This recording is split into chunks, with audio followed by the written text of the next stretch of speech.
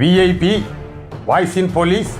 இது போலீஸ் பொதுமக்கள் நல்லுறவுக்கான குரல். அனைவருக்கும் வாய்ஸ் இன் போலீஸ் உங்கள் விஐபின்னு வணக்கங்கள்.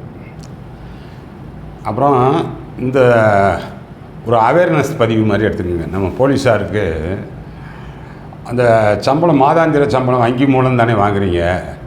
அதில் ரொம்ப ஒரு சிறப்பு சலுகையாக இப்போ தான் சமீப காலமாக ஒரு 1 இயராக தான் இது இருக்குதுன்னு நினைக்கிறேன்.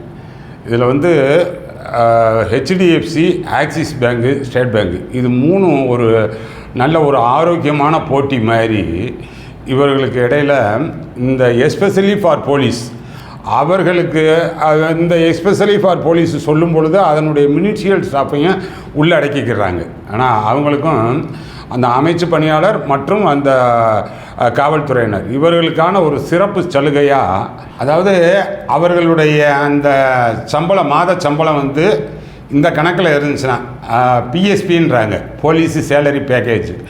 அது எய்தர் ஸ்டேட் பேங்கில் இருந்தாலும் சரி, ஹெச்டிஎஃப்சியில் இருந்தாலும் சரி, ஆக்சிஸ் பேங்கில் இருந்தாலும் சரி, அவங்க ஒரு அவர்களுக்கான விபத்து காப்பீடு மாதிரி அதை கொடுக்குறத இன்ட்ரடியூஸ் பண்ணியிருக்காங்க. இதில் அந்த ஆக்சிஸ் பேங்க் ஒரு 30 லட்சம் முதல்ல ஆரம்பத்தில் அவ்வளோதான் கொடுத்துருக்காங்க. ஒரு வருஷத்துக்கு முன்னாடி வரும் பொழுது எல்லாமே இந்த ஸ்டேட் பேங்க் உட்பட ஒரு கேட்டகரி வைஸ் கொடுத்துருக்காங்க. எது கான்ஸ்டபிள் டு இன்ஸ்பெக்டர் வரைக்கும் ஒரு அமௌண்ட்டு 10 லட்சமோ என்னமோ. அப்புறம் அந்த இன்ஸ்பெக்டருக்கு மேலே டிஎஸ்பி அண்ட் ஏடிஎஸ்பி அவங்களுக்கு ஒரு அமௌண்ட்டு, அப்புறம் எஸ்பி அண்ட் டிஜிபி அவங்களுக்கு ஒரு அமௌண்ட்டு அப்படின்னு சொல்லி, அப்புறம் அந்த கேட்டகரியெலாம் மாற்றிட்டு ஹெச்டிஎஃப்சி என்ஹான்ஸ் பண்ணியிருக்காங்க. ஆனால் அவங்க எல்லாம் invariably all ranks, constable to DGP.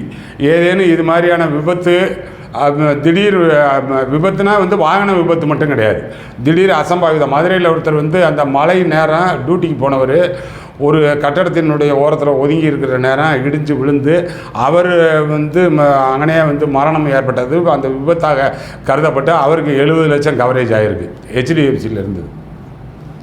அப்புறம் எல்லா ரேங்க்லேயும் அந்த அவங்களுடைய மெமோரண்டம் ஆஃப் அண்டர்ஸ்டாண்டிங் அப்படின்றாங்க, MOU, அது போட்டிருந்தப்ப எல்லா ரேங்குக்கும் கொடுக்குறதா நம்ம டிபார்ட்மெண்ட்டோட அவர்கள் ஒரு டைப் வச்சு இப்போ கொடுத்துக்கிட்டு இருக்காங்க. இது பார்க்கல வெரி பெஸ்ட்டாக தெரியுது எனக்கு. இது பார்க்கும் பொழுது மிகவும் சிறப்பான ஒரு திட்டமாக இருக்குது. அதாவது இப்போ இருக்கக்கூடிய நிலையில், இன்றைக்கு இருக்கக்கூடிய இதில் பென்ஷன் கிடையாது. ஆனால் அந்த 2004 அதுக்கு பிறகு இல்லைன்னு நினைக்கிறேன். அப்போ நீங்கள் அந்த விபத்து, திடீர் மரணம் ஒரு 3 லட்சம் கொடுக்குறாங்க. அப்புறம் பணியில் இருக்கும்போது அந்த ரிஸ்கி இது அப்படின்னா ஒரு 25 லட்சமாக என்னமோ தமிழ்நாடு ஸ்டேட் கவர்மெண்ட் அவார்ட் பண்ணுது. அப்புறம் பார்த்தோம்னா டோட்டலாக அவர் அந்த பணியில் ஒரு 10 வருஷம் இருந்தாருன்னு வைங்க, அவருக்கு அவ்வளோதான் ஒரு 15 லட்சத்துக்குள்ளே கிடைக்கலாம்னு நினைக்கிறேன். அப்புறம் பென்ஷன் கிடையாது. இவ்வளோ தான் அவருக்கான இது. இதில் நம்ம பணியில் இருக்கக்கூடிய போலீஸாருக்கு எந்த ரிஸ்க்கும் கிடையாது. அவங்க ஏதோ ஒரு அக்கௌண்ட்டில் தானே இப்போ உங்களுக்கு மாறுது. அது இப்போ இவர்களுடைய காம்படிஷனில் இந்த ஆக்சிஸ் பேங்க் ஈடு கொடுக்க முடியலை போல். அவங்க இது வெறும் 30 லட்சத்துக்கு மேலே என்ஹான்ஸ் ஆக்க முடியலை. இப்போ இந்த ஸ்டேட் பேங்க்கும் ஹெச்டிஎஃப்சியும் 70 லட்சம் 2 பேருமே.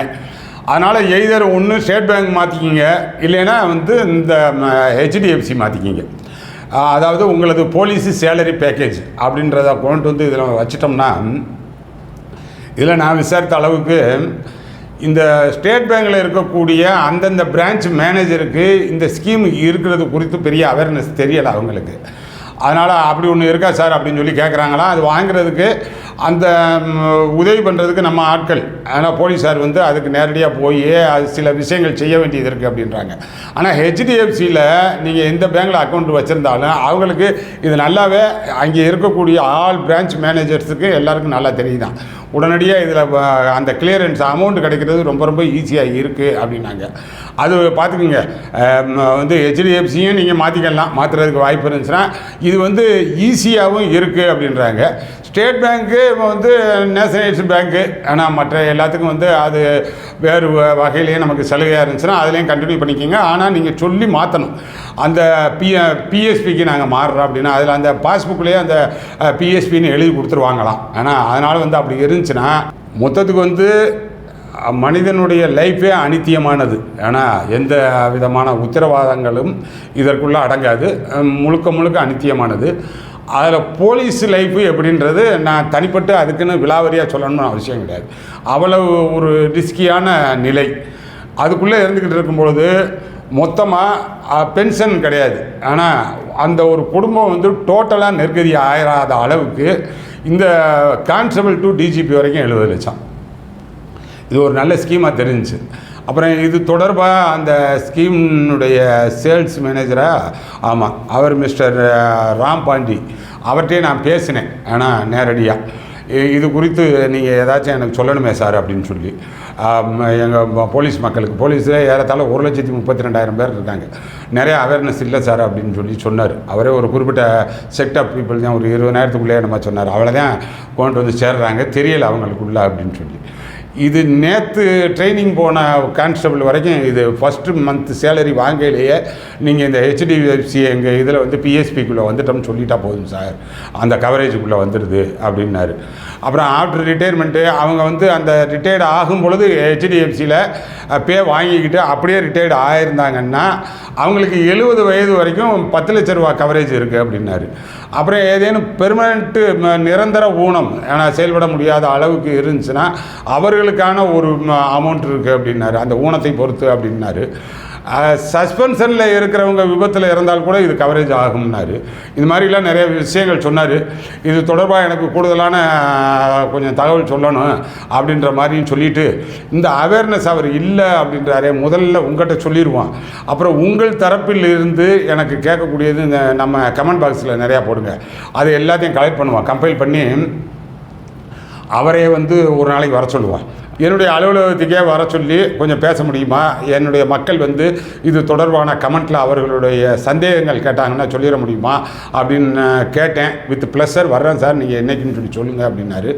மினிசிபல் ஸ்டாஃபுக்கு திண்டுக்கல்லில் இருக்கக்கூடிய ஒருத்தர் ஒரு ஆக்சிடெண்ட் ஏதோ வந்து அந்த ஆஃபீஸ் போகும்போது 2 வீலர் ஆக்சிடெண்ட் இறந்து போயிட்டார் போல், அவருக்கெல்லாம் கவர் ஆகிருக்கு.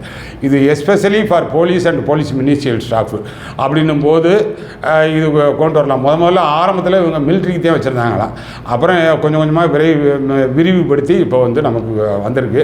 அதனால் இது சொல்லணும் போல் இருந்தது. ஆனால் நம்ம சேனல் கொஞ்சம் அதிகமாக பகிர்தலுக்கு உட்படுத்துங்க. இன்னமும் வந்து நீங்கள் சப்ஸ்கிரைப் பண்ணாமல் இருந்தால் சப்ஸ்கிரைப் பண்ணுங்கள். இது போன்று காவல்துறை நலன் சார்ந்த விஷயங்கள், அது குறித்து அதில் வந்து நிபுணத்துவம் வாய்ந்த சில அந்த சான்றோர்கள், அந்த அலுவலகத்தில் இருக்கக்கூடியவர்கள், அவர்களெல்லாம் கொண்டு வந்து உங்களுக்கான அந்த ஆலோசனை, உங்களுக்கு பயன்படக்கூடிய அளவிலான சில விவரங்கள் தெரியப்படுத்தலாம் அப்படின்னு சொல்லி நினைக்கிறேன். அதனால் வந்து கூடுதலாக சப்ஸ்கிரைப் பண்ணுங்கள், கூடுதலாக பகிர்தலுக்கு உட்படுத்துங்க. உங்கள் கமெண்ட் பாக்ஸில் நீங்கள் சொல்லக்கூடிய கமெண்ட் போடுங்க.